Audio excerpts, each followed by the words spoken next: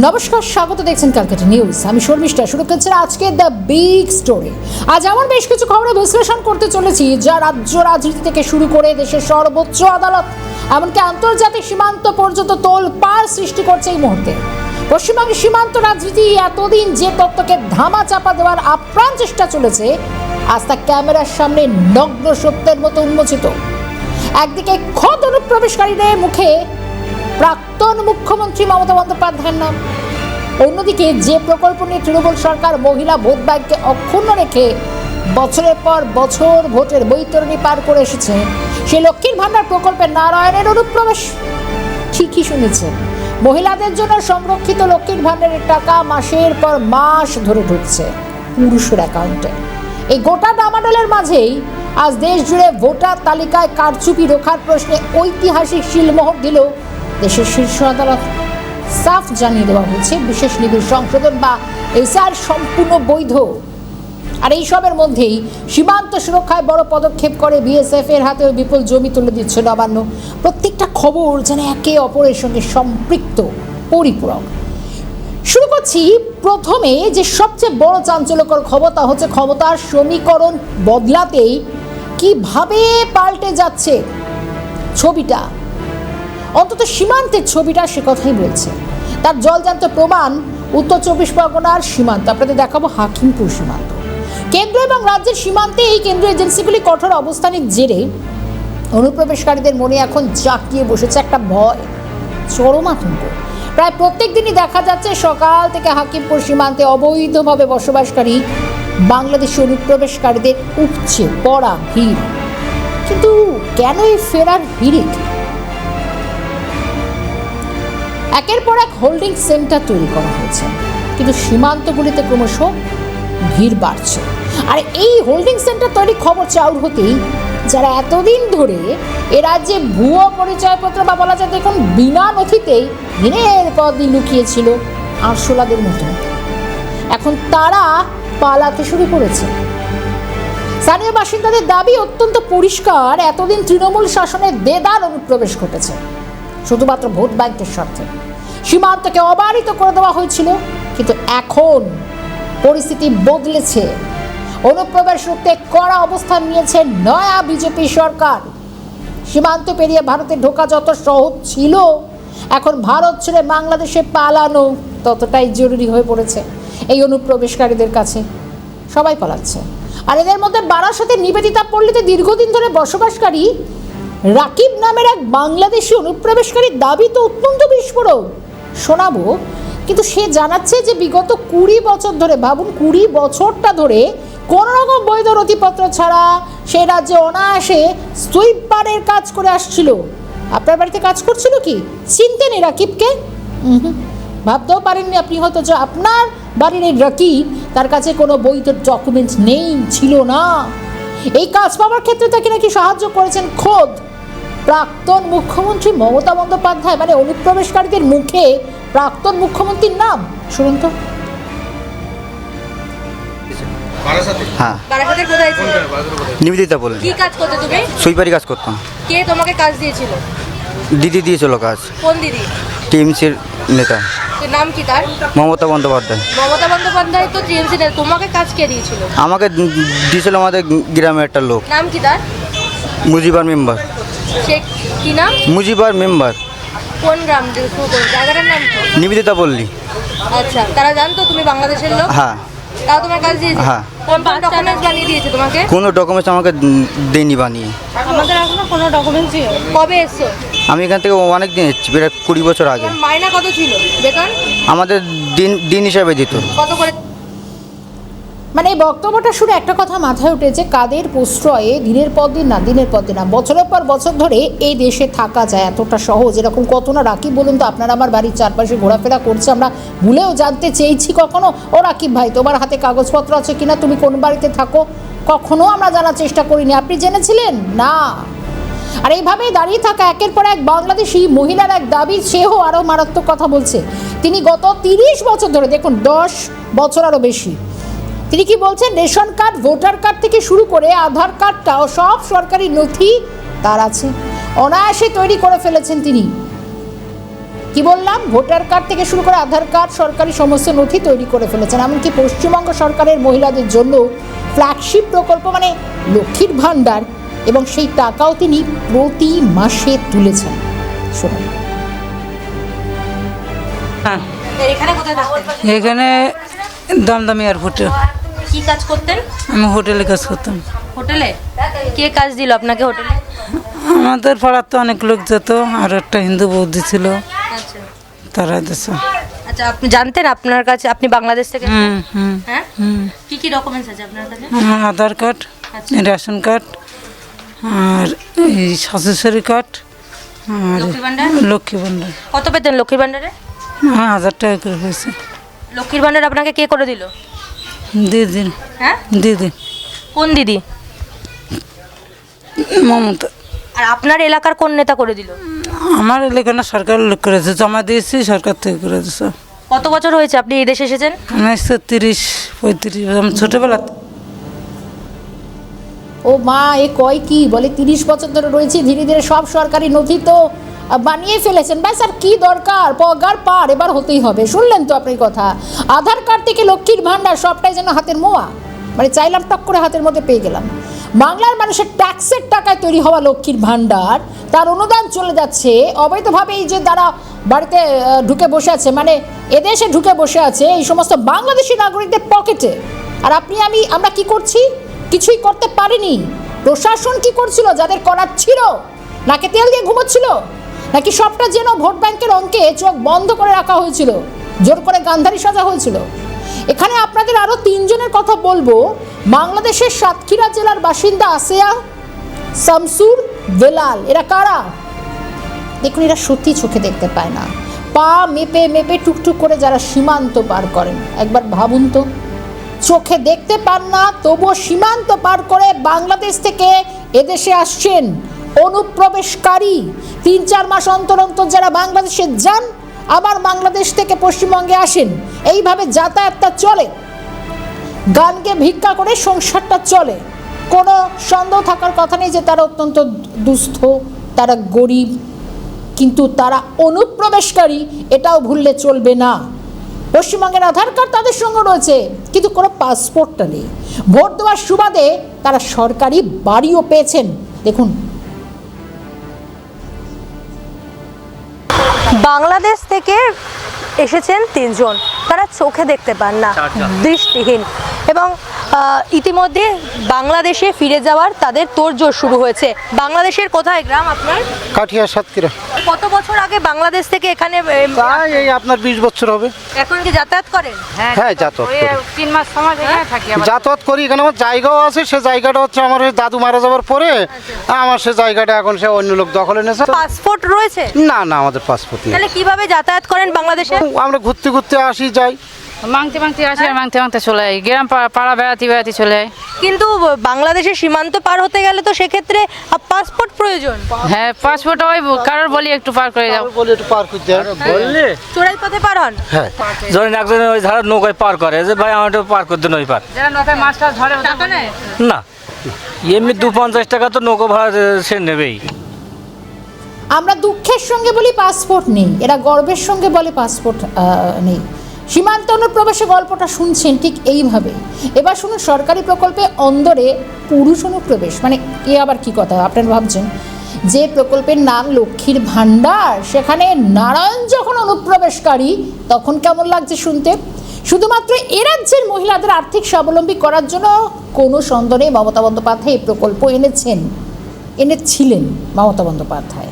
তাতে লাখো লাখো বাংলার মহিলারা তার উপকৃত হয়েছেন, কোনো সন্দেহ নেই। লক্ষ্মীর ভাণ্ডার একেবারে টিআরপি হাই, কিন্তু সেখানে ঢুকে পড়ছেন এবার নারায়ণরা। তাও একবার একজন নয়, একের পর এক পুরুষ নারায়ণ, মানে পুরুষ উপভোক্তার নাম উঠে আসছে। আপনাদের বলি, মুর্শিদাবাদ, পশ্চিম মেদিনীপুর, এই সমস্ত জায়গাগুলিতে লক্ষ্মীর ভাণ্ডার প্রকল্পের টাকা সরাসরি পৌঁছেছে পুরুষদের অ্যাকাউন্টে। আরও শুনুন, আরও চাঞ্চল্যের কথা হচ্ছে, সবচেয়ে বড় জালিয়াতি সামনে এসেছে মুর্শিদাবাদের বহরমপুরের থেকে, এবং এরা কেউই 1 মাস 2 মাস না, দেখুন একটা ভুল হয়, দুটো ভুল হয়, কিন্তু 3 বছর ধরে, 2 বছর ধরে কি করে ভুল হয়? বহরমপুরের আধার কার্ডের কথা বলি, যেখানে সচ্ছল রেস্তোরাঁর মালিক এই রাকিবুল শেখ ব্যাংক অ্যাকাউন্টে তার বিগত 3 বছর ধরে নিয়ম করে সরকারি প্রকল্পের টাকা ঢুকেছে, মানে 3-12-36 মাস। এই প্রকল্পের সুবিধার্থ যোগ্যরা মহিলা, কিন্তু একজন পুরুষ কিভাবে তালিকায় এলেন এ নিয়ে কি প্রশ্ন ওঠার নয়? নবান্নে মুখ্যমন্ত্রী এবং বিরোধী দলনেতা শুভেন্দু অধিকারী এই দুর্নীতির খতিয়ান, নাম, ঠিকানা সব ফাঁস করার পর জেলা প্রশাসন নড়ে চড়ে বসলো। এতদিন একদম এইভাবে বসেছিল। জয়েন্ট ভিডিওর লিখিত অভিযোগের ভিত্তিতে পুলিশ রাকিবুলকে গ্রেফতার করে, কিন্তু গ্রেফতারের পর রাকিবুল কি বলছে নিজেরাই শুনুন। কয়েকদিন থেকে কয়েক মাস ঢুকছে, কয়েক বছর থেকে যাই হোক। তারপরে কিভাবে ঢুকছে আমি নিজেও জানতাম না। আমি বিডিও অফিসে গিয়েছিলাম, বিডিও অফিসে জানানোর পর কোনো রেসপন্স পাইনি। আমি বললে কোনো রেসপন্স পাইনি। মানে অফ করার জন্য বলেছিলেন যে আমার? হ্যাঁ, অফ করার জন্য গিয়েছিলাম। আমি বললো 2 দিন পরে সব গিয়েছিলাম, কোনো পাত্তা পাইনি আমি। মানে আর কে পায় বাড়িতে লক্ষ্মী ভাণ্ডার? আর কেউ পাই না। আপনার স্ত্রী? আমার স্ত্রী তো পাবে স্বাভাবিক। এই যে আজকে মুখ্যমন্ত্রী যে আপনার নাম করলো, কি মনে ভাবছেন, কিভাবে হলো এটা ঘটনাটা? যেটা হবে সরকার নিয়ম অনুসারে সেটা করতে হবে। আর প্রায় কতদিন থেকে পাচ্ছেন মনে হচ্ছে, আপনার কতটা জানেন? 2 বছর থেকে এরকম হবে, 2 বছর 2 বছর। কীভাবে ঢুকেছে আমি নিজেও জানি না, কীভাবে ঢুকেছে আমি নিজেও জানি না। অ্যাপ্লাই কীভাবে হয়েছে অ্যাপ্লাই তাও জানি, আমি তো অ্যাপ্লাই করিনি। মানে যে অ্যাপ্লাই না করেও পাচ্ছেন, মানে এর জন্য কার কাছে গেছিলেন? এছাড়া রাকিবুল মুখটা দেখেছেন, কাঁচুমাচু করে বলছে। কি বলছে? তিনি বলছেন যে আমি খুব ভালো নিজের একটা সাধু ইমেজ আনার চেষ্টা করেছেন।